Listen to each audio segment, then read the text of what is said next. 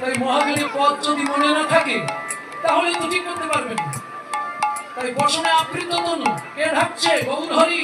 জগতের শিক্ষার মধ্যে মধ্যাহ্নকাল মানে দুপুরবেলা, দুপুরবেলা মানে প্রত্যেকটা মানুষের সামর্থ্য যৌবনকাল, এটাই দুপুরবেলা।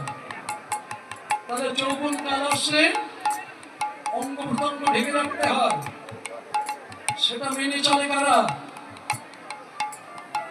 নারী দেহে যৌবন আসলে নারী দেহটা ঢেকে রাখে।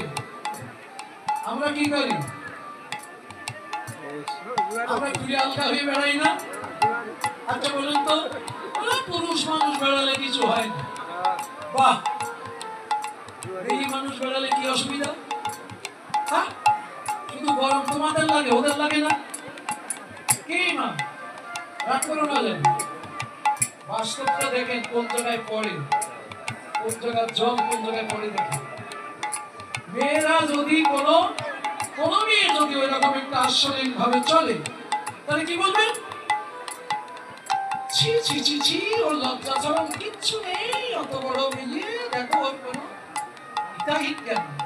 সবাই চিন্তা করবা, কিন্তু তোমার ঘরের ছেলেটা, তুমি, আমি, আমরা যখন জামা কাপড় খুলে রাস্তায় ঘুরে বেড়াই, তোমরা যেমন নারীর আওলা বেশ দর্শন করলে তোমাদের মন খারাপ হয়, আমাদের আওলা বেশ দেখলে ওদের মন খারাপ হয় না? মন শুধু তোমার আমার ঘরের মধ্যে, ওদের ঘরে কোনো মন নেই। কি বুঝতে পারছো তো? গৌর হরি নিজে দেখিয়ে যাচ্ছে, আমি না।